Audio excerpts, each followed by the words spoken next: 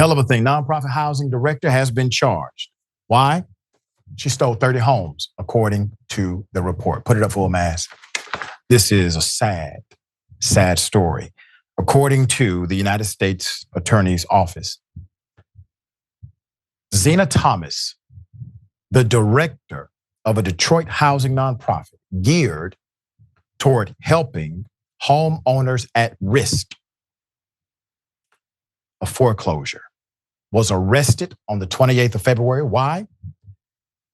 For her role in a fraud scheme designed to steal dozens of homes from low-income residents, and she even lives in one of the stolen properties. Before Ms. Thomas was charged with conspiracy to commit wire fraud, money laundering, and aggravated identity theft, she served as director of the home ownership programs for the United Community Housing Coalition in Detroit. She joined them in 2021.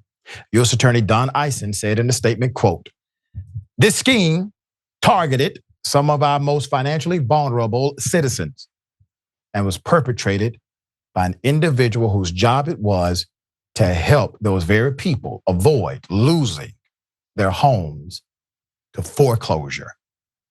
I'm going to explain the scheme.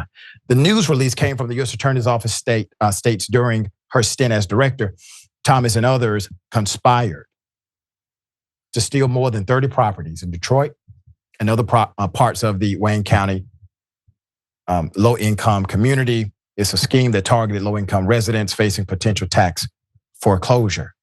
Now, I want you to keep that picture up. I want to remind everybody, the director comes in and acts as if I am the savior. We are here to help. Trust me, I will set you free, okay? According to the complaint, Thomas and others allegedly perpetrated a scheme to defraud by filing multiple fraudulent quitclaim deeds, frequently transferring the target properties from the victim owners to non-existent interim owners before ultimately selling the properties to unwitting third parties. Wow. Everyone is getting played, okay? The homeowner who is facing a bump in the road, okay? The quit claim is a fraud. And then the person who purchases is unaware that they are part of this scheme. According to the Department of Revenue, quit claim deeds, also known as non-warranty deeds, can be used to transfer property and clear titles, which states that sellers tend to be more willing to transfer property through these types of deeds. However, quitclaim deeds offer no warranty that the grantor owns or has any rights to transfer the property, making it a very simple dynamic. Per the complaint, Thomas or someone else also allegedly falsely notarized the fraudulent deeds to make them look legitimate, allowing them to file the fake documents with the Register of Deeds. There's more. The U.S. Attorney's Office said the former housing director is accused of emailing a Wayne County Treasurer's Office employee fake driver's licenses and other documents that were uploaded into the Treasury's property tax administration system to pending foreclosures. Quote, Thomas received payment for at least some of the properties via wire transfer into a bank account in the name of her realty company. And Thomas then transferred proceeds from that account to a personal bank account, the complaint states.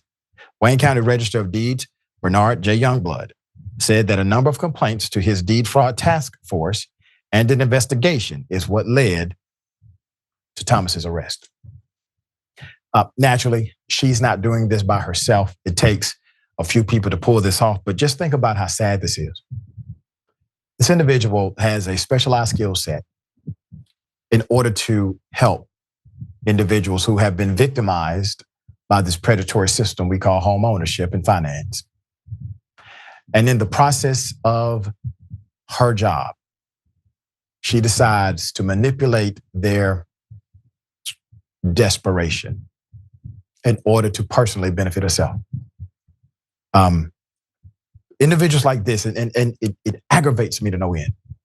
Individuals like this who literally, as a routine, place themselves in positions of trust to harm people who need an advocate are part of the reason why folk Don't trust anybody.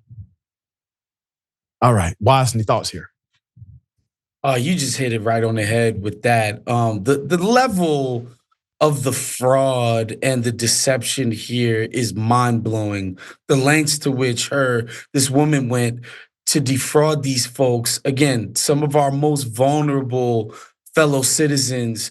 The levels that she went to defraud these folks is mind blowing. Yeah. However, the most pernicious part, man, about this is that, as you said, folks tend to not believe that anybody wants to help them. So even people who are having it, having the worst go of it, man, they tend to want to try to go it on their own because Yep. there's just no faith and belief that there are genuine actors out there willing to act in favor or on their behalf. And these kinds of things, they just eat at the ability for genuine good actors to go out and try to help folks. And that to me is the saddest part about this, is that somebody who actually needs some help in the future is going to see a story like this and be like, everything's a fraud, everything's a Yeah. scam, and I'm out here on my own butt naked. It's really truly sad. I highly encourage anyone who was victim of this fraud to seek legal counsel, because the employee was in fact working her regular job. She was an employee. An attorney will be able to tell you the rest. All right.